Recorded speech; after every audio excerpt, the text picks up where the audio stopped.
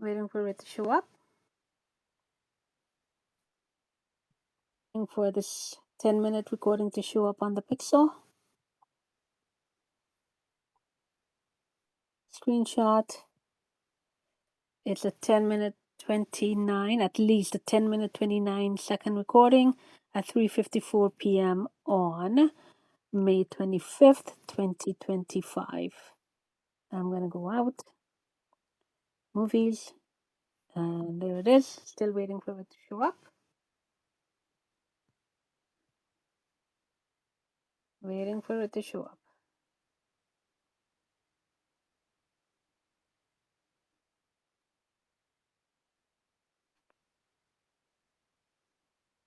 So I've been waiting quite a long time on the Pixel that's recording right now. It doesn't show the entire length of me waiting, but it does show it on the Samsung. On the Samsung, I'm 3 minutes 51 seconds now, 53 seconds. Okay.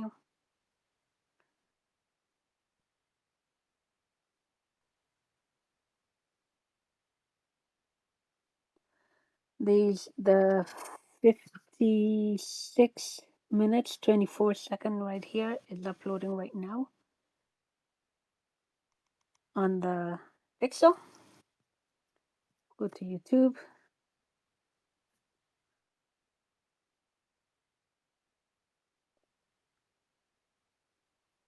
I'm gonna take a screenshot.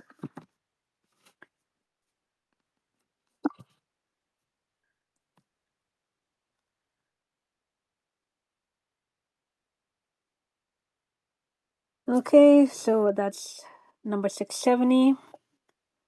15% uploaded, 1 hour remaining, but that 1 hour will remain for an additional 1 hour or 2 hours. Anywho, go back to my recording. My chefs use QuickBooks mobile app, and it's so There it is. It's still not showing up. Still hasn't shown up. So all recordings are tampered with. They do not show up until they're done being tampered with.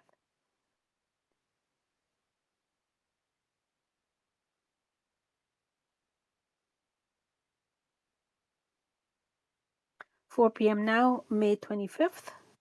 Waiting for my recording to show up. So the 56 minutes, 24 seconds is tampered with. That's being uploaded right now. And this one is, I'm waiting for it to show up.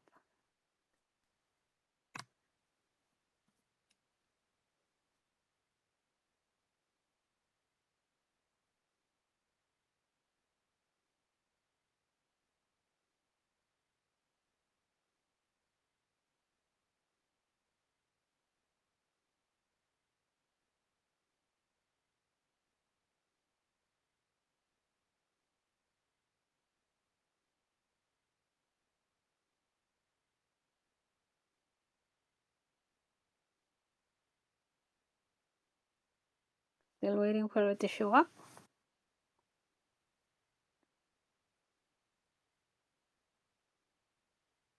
I'm going to stop recording on the Samsung. This recording is on the Samsung is 6 minutes 43 seconds, and I stopped recording at 4:02 p.m. on Sunday, March 25th. Not March, Sunday, May 25th, 2025, and stop on the Samsung.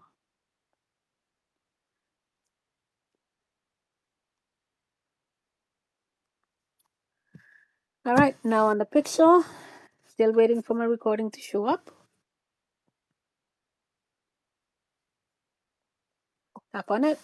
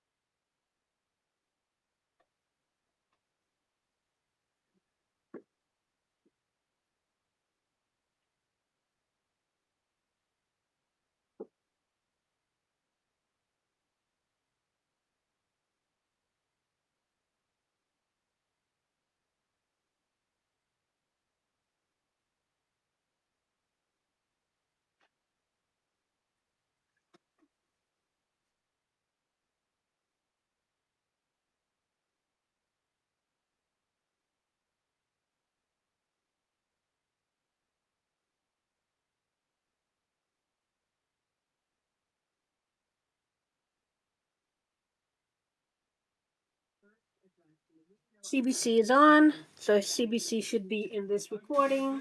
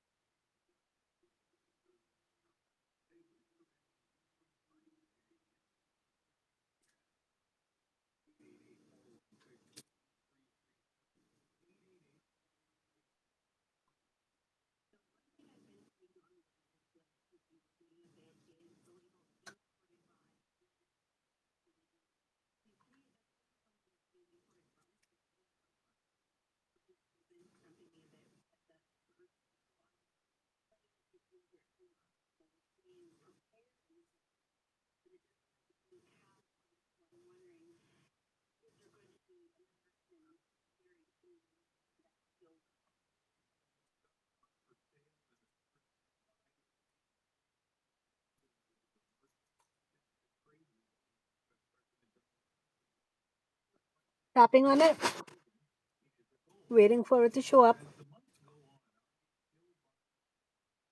Okay. May 25th. Okay, still waiting.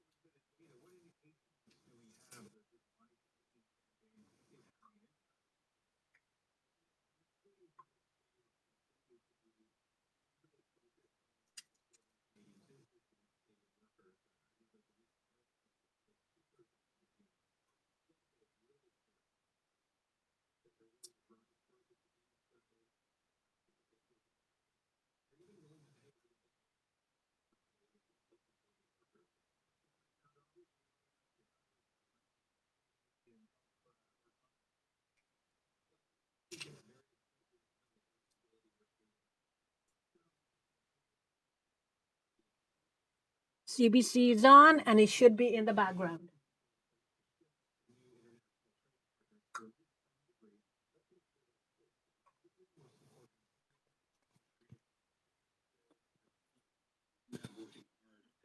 Succeed here. And how Canadian does a company have to be to Still make it waiting. worthwhile, at least from an economic standpoint, to buy Canadian? I think that's a really Okay. difficult question, and I think it's a little bit different. It's been different more for than 12 everybody. minutes and 25 There seconds, and you I'm know, still the waiting. Product of Canada label means virtually all of that product is truly, you know, from raw material to final kind of packaged good is Canadian. But anything below that product of Canada standard, there's a huge range. And so then it becomes a question of, okay, you know, one level of product is better than another, and how much time and thought am I as a consumer willing to kind of spend on this to make sure that I'm buying as much Canadian as I can? What are some of the obstacles that people are likely facing when they try to buy Canadian? Well, I think if we start at the grocery store, the packaging and the labeling kind of requirements and the tactics, I'll say, that different brands and businesses use are quite confusing. So it's not easy for the consumer. I'll say it's also not easy for the retailer, because they've got, you know, if you're talking about a grocery store, thousands to tens of thousands of different products coming from different manufacturers that they need to kind of contend with, all of whom can use potentially different labeling.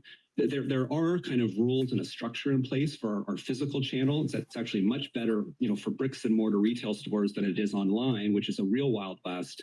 But even those retail standards are a bit tricky to navigate. We're here live with marketing professor Grant Packard. Our question today: what questions do you have about Made in Canada and how to buy Canadian? Our number in cross-country checkup is 888-416-8333. You can also go to cbc.ca/aircheck or text us 226-758-8924. Let's talk for a moment about maple washing. So that's where companies use the maple leaf. They, you know, figuratively wave the flag to make their product seem more Canadian than it really is. How much of a concern is that? So kind of slapping the maple leaf onto products is one of the things we're seeing most commonly. That kind of approach, if a business is going to take it, needs to meet the Made in Canada standard. It's pretty high for non-food products. If you're talking about furniture or clothing or cosmetics, more than half of that product needs to kind of qualify as Canadian content, whether that's the raw materials, the manufacturing, the design, et cetera. And the very last thing that happened to that product has to have happened in Canada. For food, it's much more difficult. Really, only the last step in the process had to happen in Canada. And so it could just be packaging. It could be baking the bread. And the retailer has to, the manufacturer has to specify what that last step was. Is it prepared? Is it roasted? Is it a mix of domestic and imported ingredients? And that's what the consumer kind of should look for if they're concerned about that full range between being 1% Canadian and 97% Canadian. That's where it's really blurred. And you can put the flag on the product if you're anywhere between 1% and 97% for a food product. All right, Grant, you are going to be with us for the hour, so stand by. We'll come back to you, actually, I think probably during the next two calls. In a few minutes, we'll also connect with a Canadian retailer about how Buy Canadian has added a few unexpected complications. But in the meantime, of course, we would love to hear from you. Do you work for a U.S. company based in Canada or have questions about confusing labeling? Give us a call. Our question: what's preventing you from buying Canadian? What questions do you have? 888-416-8333 is our number. Leslie Larson is in Notre-Dame-du-Lot in Quebec. Hi, Leslie. Hi there. How far have you gone to find out how Canadian some products are? I'm doing my best, I think is the best way to put it, but it's not easy. And not sure if it's maple washing in one example I have, or just trying to find truly Canadian. And the example I have actually is I was looking at compost bags, and you kind of think, okay, you know, big deal. But really, you just want Canadian. And that was really at the beginning when this was all but it was really the elbows up. I'm hoping we haven't flagged too much. Mm-hmm. But anyway, at that time, I realized that the bags I was buying didn't indicate where they were made. There was just a website. And so I Googled and found out that compostable, biodegradable Canadian manufacturer is what their website touted. Mm-hmm.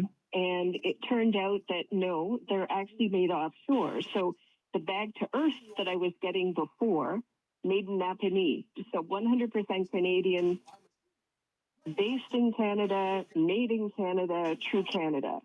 The other manufacturer, I had to look at the photos on their website and realize that even though they touted that they were in Vancouver, the plant where they invested 12 million Canadian is actually in China. You can see by the signs, and it was actually Bag to Earth that confirmed for me that was the case. So it's hard. Yes, so stand by, Leslie. Let's bring Grant Packard back into the conversation. Grant, you mentioned that there are very specific regulations for some labels on products, like Made in Canada, Product of Canada. What about? I feel like the requirements are not as rigorous or even clear for what a company puts on its website. That's right. So from a website perspective, there needs to be similar information to the retail channel. The kind of trick is enforcement, because a website is often, its residence is difficult to find, and the Competition Bureau finds it difficult to govern or legislate the internet behavior. But technically, it needs to be there, but it can be hidden. So for example, if you're shopping on Amazon, there are often 5 images, let's say next to those compost bags you might decide to buy online. And you might have to right click to the 5th image that's there to see the information about what part of the product is manufactured where. And so it's very difficult. Then, compost bags is a particular example that Leslie mentioned. In that case, I might say, okay, is there a Canadian retailer that has a private label? Because often the raw materials are going to come from overseas, probably not the US, but a Sobeys or a Loblaws or a smaller regional chain will often have a private label where at least they are doing some of the packaging here in Canada, and you know that you're supporting a Canadian retailer. Yeah, Leslie, would that be good enough for you? That's not the case here. They're based in Vancouver, absolutely legit as a Canadian company, but they bring over from their huge plant in Asia the product. But I guess what I'm wondering is, I understand that, and good sleuthing on your part. But what I'm wondering, Leslie, is if you were to find, let's say, a private label from, ABC Grocery that may be sourced overseas, but it is a Canadian company that's selling it, and would that be good enough for you? I think, and that's where I was going to say, actually, my other point is just anything but American is kind of where I'm landing. Right. I was wondering about that too. If I can't find Canada, then anything not American. And so in that case, yes, at least you're supporting it. Hopefully the profit is coming into Canada and staying within Canada. So that's next best. But I was delighted to realize that instead I have a product that's made right here in Canada, 100%. Yeah. Listen, Leslie, before I let you go, I have lots of other calls I want to get to. Just in case there's maybe an American tourist who's in Canada listening to this show and kind of scratching their head going, why is Leslie so, dogmatic about not wanting to buy U.S. stuff? Or we also do have listeners in the United States. I mean, I know why. Lots of Canadians, Grant knows why, but explain it for somebody who may not be as familiar. I guess my question would be, why would we, with all that's been going on with the tariffs, with the threats of our sovereignty, it's just over the top, and it makes no sense. Economically, it really does not make sense. So why? I guess is my question. No, absolutely, Leslie. Thank you very much. And I guess to underscore that, it's because so many people are still so angry with Donald Trump and what he said about Canada in terms of threatening 51st state, but also in terms of the tariff attack and the things he said about Canada's economy. So there's still a lot of anger out there, and we'll get a sense this hour as to whether there's still enthusiasm to spend the amount of time that, for example, Leslie's spending in figuring out what's behind the label. We have some texts that have come into us. Aurora Hamilton from Calgary says, I've been able to find substitutes for all but 6 U.S. sourced items. It's hard finding true Canadian items, but I have found peace of mind finding anything that's not from the U.S., nor do I plan on traveling down there anytime soon. Cindy M. from Montreal says via cbc.ca/aircheck. Just this morning, I mentioned to a fellow shopper how happy I was to see Canadian strawberries. But another shopper holding USA strawberries thought the Canadian price would be too expensive. But they were comparable at $4. We make assumptions that local is more expensive. And Dina Wall from Agassiz called us to say, I'm a senior on a fixed income. I've noticed some prices increase substantially on Canadian items. And then she mentions a couple of chains after Made in Canada signs appeared. Why would that happen? Are they just trying to take advantage of the popularity of Canadian items? Grant Packard, professor of marketing at York University, have you seen any evidence? Has there been evidence of prices going up simply because there is this demand for Canadian products? There's certainly been reports of that in the past, and we know that retailers, are going to the extent that they think they can, need to balance out pricing and profitability across the range of products that they sell. So we've not seen evidence that I'm aware of yet that there's any kind of real price gouging going on. We also know that they're dealing with tariffs, counter tariffs for some products that they're bringing in to sell in Canada. And so they're trying to offset some of the margin or the profit that they're losing as they sell individual products. And so I haven't seen anything systematic or heard any reports of real gouging yet, but I would expect that there's a lot of work being done on getting the pricing balance right, given they have some increased costs with buying domestic products and counter tariffs that we have on some products that are coming into Canada. Yeah, I hope we expand the conversation over the next 40 minutes beyond the grocery store, because I think there's some real challenges for buying Canadian when it comes to things that aren't food. But I would say in terms of food, one of the things is it's a very, very competitive marketplace out there. And there are so many grocery stores and drugstores and corner stores that are trying to get us to buy foodstuffs from them that you would think, theoretically at least, there's a lot of pressure on those companies to keep prices low. But maybe not. People give us a call. 888-416-8333 and tell us what their experience is. What's preventing you from buying Canadian? What questions do you have? I'm Ian Hannah-Mansing. This is Cross Country Checkup, live from Studio 10 in Vancouver. Amir Irfan is in Cambridge, Ontario. Hi, Amir. Hi, how you doing? I'm doing well. What's your experience buying Canadian? Actually, I usually go to grocery stores, and you mentioned them earlier. Like I usually go to Zahar, No Frills, and Food Basics, Freshco. Mm-hmm. So the challenge I'm facing whenever I look for Canadian items, they are not properly marked, and I have to check the label on the item. Either it's Canadian made or it's not. So my recommendation is if we have a specified and designated shelf for the Canadian items, and what if it's mentioned that made in Canada specifically, so people would not look for other items and not go through the label checks, either they are Canadian or not. So I would go for that. And secondly, the price hike due to the tariff and the homegrown food, which are not available in Canada and coming from overseas or south of the border. So usually the freight charges is a big problem for the local inhabitant people who want to buy the local food and they don't find them. So instead of buying local, they go for the items which are from overseas. So we usually pay the freight charges on buying those items. Yeah, paying the freight charges for those, yes. Yes, and sometimes when I go to buy items, like suppose oranges or other cucumber, things like that, so they are coming from south of the border, and sometimes most of the time I see for the prices and don't buy them because I can't afford. Yeah. Amir, you have a question for Grant. What is it? So the question is, Canadian food should be available in access for the local people, and they should be priced or have a designated spot in the grocery stores with a big sign that those items are made in Canada. So people would not wander going here and there and looking for the Canadian food so they can buy them from that. But I think you have a question for Grant about cars, right? Yes. The other thing was like when our prime minister, respectable prime minister, went to the United States and had a chat with Trump.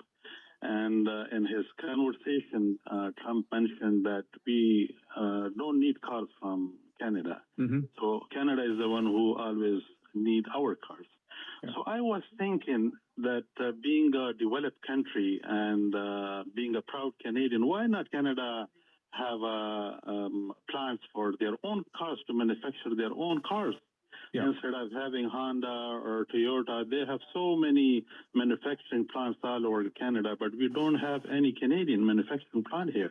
So instead of buying overseas, like the cars from overseas, and they're making and generating revenue for their own country. So why not we don't have our own cars to buy them? I don't know the policy for that. How would you feel, Amir, if it was a car that was branded as a foreign company, so it might be a Chevrolet or it might be a Hyundai, but it was completely built in Canada? How would you feel about that? I will never go for it.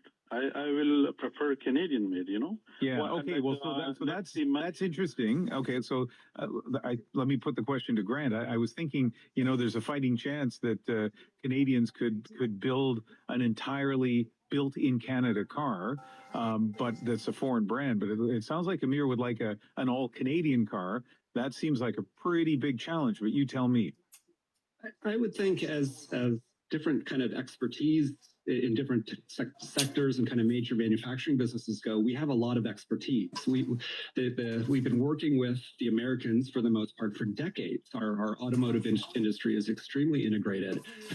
So the challenge is we have the expertise. Is there, you know, the investment and the kind of high level leadership to say, hey, let's make this happen in Canada? It would likely take some plant closures essentially due to an American partner kind of moving out to very quickly, within a few years, have any kind of capacity to make that happen. And I understand from media reports that there is a bit of a movement afoot to test the waters and see if there's kind of support for that kind of opportunity. But it would certainly be very challenging to do within a time frame that feels meaningful to Canadians. All right, still doesn't show up. Tap on it again. Probably take 4 or 5 years to even get off the 3:56 even p.m. If you just had kind of factory capacity available because a U.S. manufacturer walked away at some point. But you know, a Hollywood montage is flashing in my mind from various movies. And no, I never want to pair. Where a small group of Canadian entrepreneurs sat down and said, okay, you know what? 5 years. Mine, we're going to have an all Canadian car at the end of the 5 years.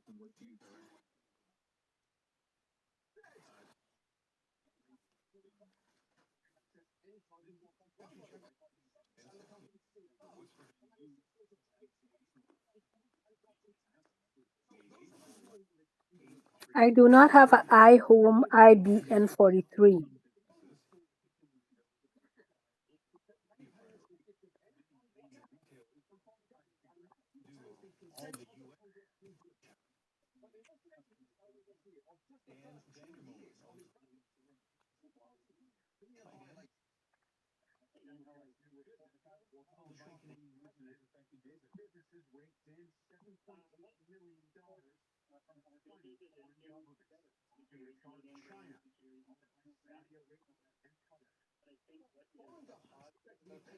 Okay, still waiting for my recording to show up.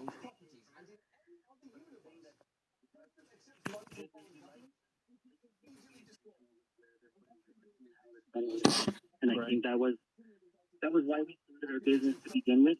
We saw beneficial corporate brands that are in a higher capacity, doing better in the globalization market, which we've been participating in and happily using for a long time. Yeah.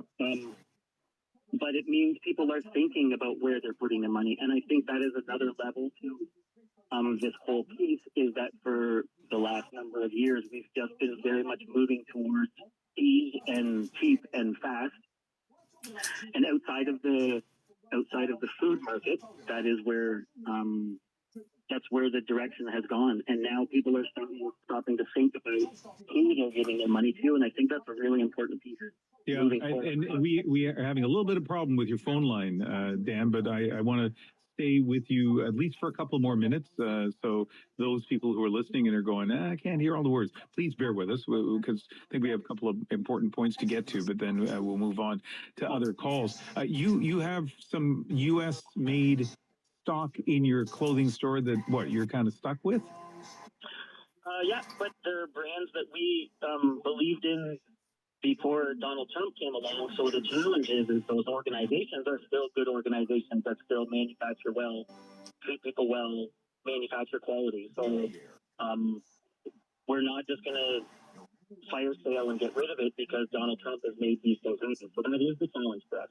Is how do we find the balance between what people want, but also still realize that some of the companies that we carry are not. There's nothing negative about them. They've actually been trying to do very much positive and are not liking what's happening any more than we are. Yeah, and Dan, one last thing. What would it take? Would it be practical? Let me put it that way. To have once you sell that stock out, the U.S. stock, would it be practical for your store to have only Canadian products? So you mean from what we would like to do? Then yes, of course. Yeah, but I mean, in terms of the cost of goods, what the retail price would be, I'm just wondering how practical would it be to have only Canadian-made goods in your clothing store? I don't think it would be practical. I don't think at this point in time people realize the cost structure that would need if it was all made and sourced fully in Canada. We also don't have necessarily the supply chain to be able to move product at the pace that people would want to be able to do it at either. So if we're willing to wait much longer, pay more, in certain spaces, not always, but in where we are, that would be the scenario. I don't know that people would be interested in doing that. Why does it cost more? Well, because one of the reasons it's not just in what we do, but the cost of labor is cheaper. It's how we've structured everything globally, from at least in a large portion of. That's why we can't buy refrigerators here. Why we can't buy TVs here. There's knowledge and workforce that's less expensive than what we have here in Canada. I'm not saying it's better or worse. I don't know the reasons why we've got to this spot. That's just the reality of the way things are set up now. Yeah, no, it's a good reminder, and I appreciate your perspective, Dan. Thank you very much for taking our call. No, thank you very much. Dan Vandermolen, small business owner. We reached him in St. Jacobs, Ontario, just outside Kitchener. Maybe you have a small business and you have a different view on how the Buy Canadian movement is affecting you. Give us a call. Our question was for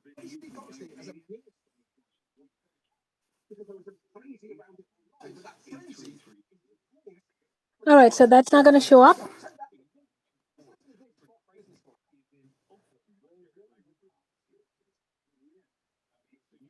So that recording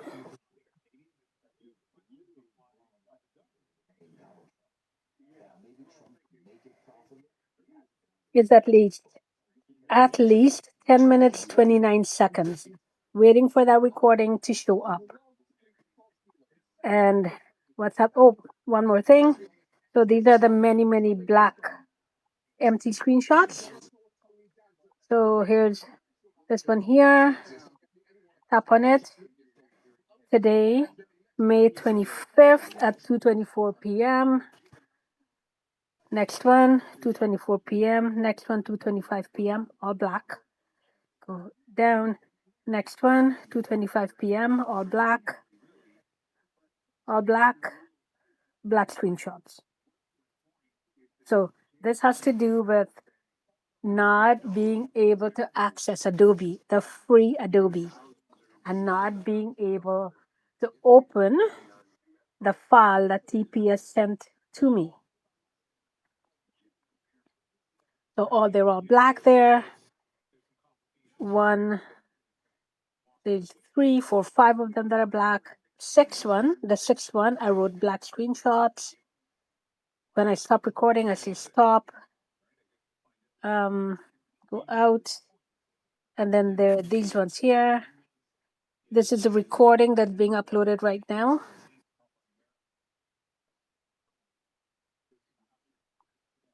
So it's black.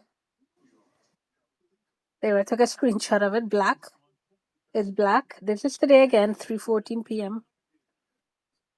Black, black, everything black. Okay. So I've documented a lot. Then Stalker prevents the others from showing up. So this recording is going to be black. It's going to be nothing. And the ones on the Samsung cannot be uploaded. They will not upload. Okay, and let me go to YouTube.